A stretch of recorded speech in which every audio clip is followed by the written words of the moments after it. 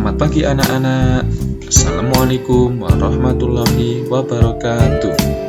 Bagaimana kabar kalian hari ini? Apakah semuanya sehat? Ya, alhamdulillah. Kita pada pagi hari ini masih diberikan kesehatan dan keselamatan, dan yang paling utama adalah kita masih tetap semangat untuk belajar.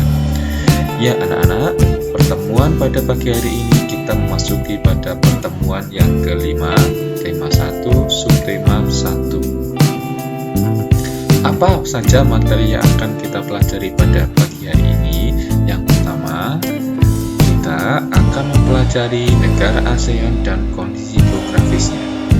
Yang kedua, teknik-teknik dalam membuat patung. Setelah pelajaran ini selesai, Pak Guru harapkan kalian dapat 1. Menyebutkan kehidupan sosial budaya dari dua negara terkait kondisi geografisnya dengan benar. 2. Mampu menulis laporan tentang perbedaan sosial budaya dari dua negara terkait kondisi geografisnya dengan benar melalui diagram Venn. 3. Mampu menemukan cara membuat patung dengan tepat. 4. Mampu mencoba membuat patung dengan lebih terampil dengan menggunakan bahan tanah liat, lilin malam, atau adonan. Bagaimana anak-anak? Apakah masih semangat untuk belajar? Ya, kita lanjutkan. Bagaimana menurutmu pengaruh kondisi geografis bagi kehidupan manusia? Ayo kita pelajari lebih lanjut dalam pembelajaran kali ini. Sebagian besar kawasan Asia Tenggara beriklim tropis dengan curah hujan tinggi dan suhu udara panas. Hutan tropisnya kaya akan flora dan fauna. Hutan menghasilkan kayu dan rotan. Hanya Myanmar bagian utara yang beriklim subtropis. Hampir semua negara di kawasan Asia Tenggara memiliki wilayah laut, kecuali negara Laos yang sama sekali tidak memiliki wilayah laut. Laut banyak memberikan manfaat terkait sumber daya alam. Apa saja? Pertama, ikan dan hasil laut lainnya. Jalur transportasi air, objek wisata, dan bahan tambang seperti minyak bumi dan gas bumi. Coba anak-anak perhatikan dua negara ini, Indonesia dan Malaysia. Pada tampilan ini merupakan tampilan dalam bentuk diagram Venn atau diagram lingkaran. Negara Indonesia yang berada di lingkaran merah, sedangkan Malaysia berada di lingkaran biru. Dari kedua lingkaran tersebut akan bersentuhan membentuk satu daerah di tengah-tengah. Itu merupakan kesamaan dari dua negara Indonesia dan Malaysia. Contoh, negara Indonesia. Negara Indonesia ini memiliki 3 bunga nasional, yaitu bunga melati, bunga anggrek, dan bunga rafflesia arnoldi. Sudah kalian pelajari di pelajaran yang pertama. Untuk perbedaan yang pertama, bisa. Bagaimana dengan Malaysia? Malaysia memiliki bunga nasional yang disebut dengan bunga raya. Perbedaan yang kedua, terdapat lebih dari 300 suku bangsa yang ada di Indonesia. Bayangkan anak-anak, Indonesia menjadi salah satu negara dengan keragaman suku bangsa terbanyak di dunia. 300 suku bangsa. Bagaimana dengan Malaysia? Terdapat 3 suku utama yang tinggal di Malaysia, yaitu suku Melayu, suku Cina, dan India. Yang ketiga, Indonesia memiliki kota budaya yang ada di Yogyakarta dan kota pariwisata yang ada di Provinsi Bali. Ini kota yang dimiliki oleh Indonesia. Bagaimana dengan negara Malaysia? Ya, Malaysia juga memiliki kota yang bernama Johnston dengan ragam budaya. Banyak gedung-gedung peninggalan Eropa dan Tionghoa yang berdiri di negara Malaysia.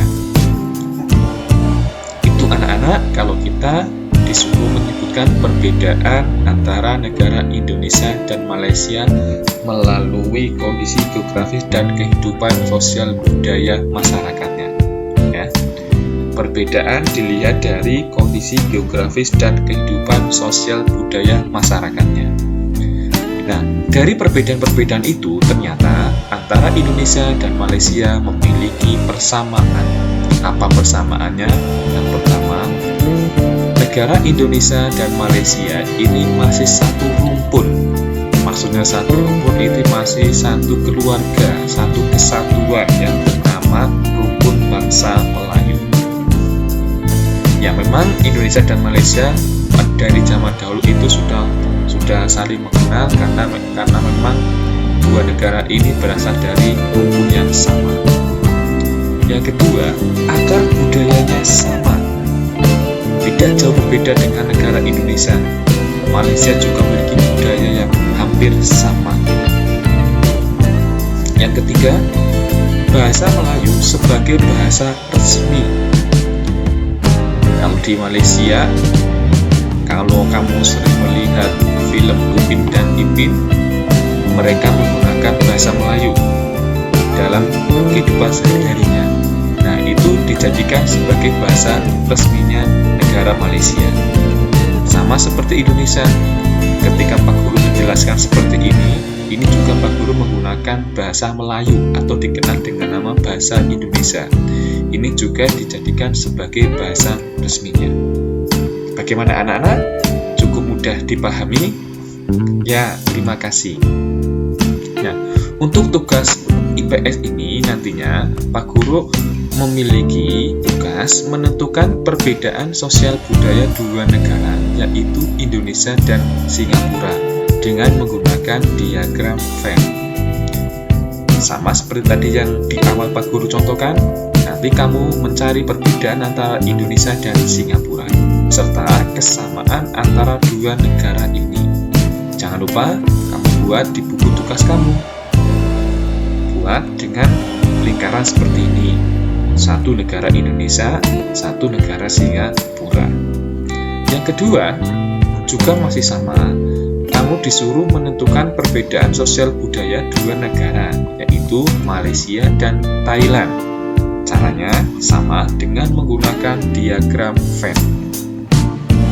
Kamu buat di buku tugas kamu, negara Malaysia dan negara Thailand. Tentukan perbedaan dan kesamaan dari kedua negara tersebut. Gimana anak-anak? Bisa dipahami? Ya, terima kasih.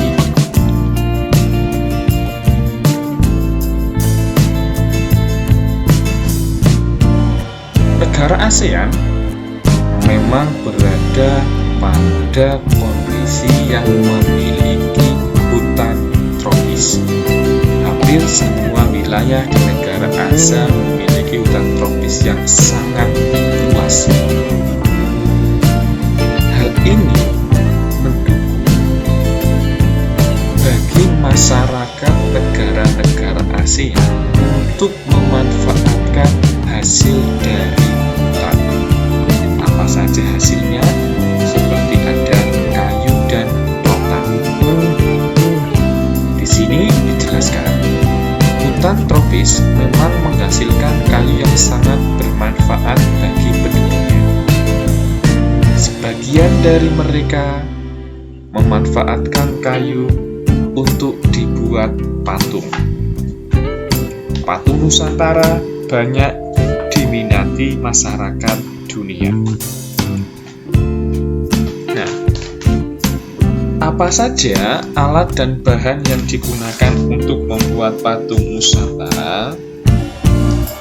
Yang pertama, dalam membuat patung Nusantara, kita bisa menggunakan dua bahan. Ada bahan lunak dan bahan keras. Bahan lunak adalah bahan yang empuk dan mudah dibentuk. Contoh, tanah liat, plastisin, sabun, dan lilin. Tanah liat yang baik yang harus digunakan untuk membuat patung itu harus bersih, bebas dari kerikil, dan tidak terlalu lembek. Tetapi bahan yang mudah kita buat, yang mudah kita gunakan ini memiliki kekurangan. Kekurangannya apa? Waktu pengeringan patung dari tanah liat membutuhkan waktu yang relatif lama. Jadi cukup lama apabila sudah jadi, karena menunggu patung ini benar-benar dalam kondisi kering. Nah, dalam membuat patung yang berasal dari bahan lunak ini, kalian akan menggunakan alat-alat yang disebut dengan unsur. Unsur itu seperti obeng, ya. Bisa cara menggunakannya dengan mengeruk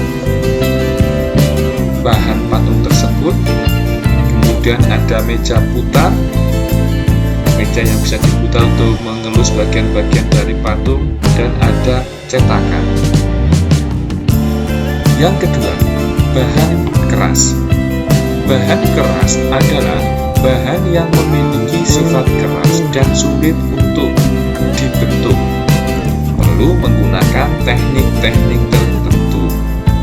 Contoh, bahan yang digunakan antara lain ada kayu, batu, dan marmer. Tentunya, bahan-bahan keras ini juga menggunakan alat-alat tertentu seperti palu, pahat, dan amplas. Pada pembelajaran yang kedua, anak-anak sudah mencoba membuat patung berbahan lunak, yaitu dengan menggunakan bahan plastisin. Ya, sekian dari Pak Guru. Mudah-mudahan apa yang Pak Guru sampaikan bisa kalian pahami dan tugas bisa kalian kerjakan dengan penuh rasa tanggung jawab. Tetap jaga kesehatan, jaga jarak, tetap semangat belajar. Salam sehat selalu. Pak Guru akhiri. Assalamualaikum warahmatullahi wabarakatuh.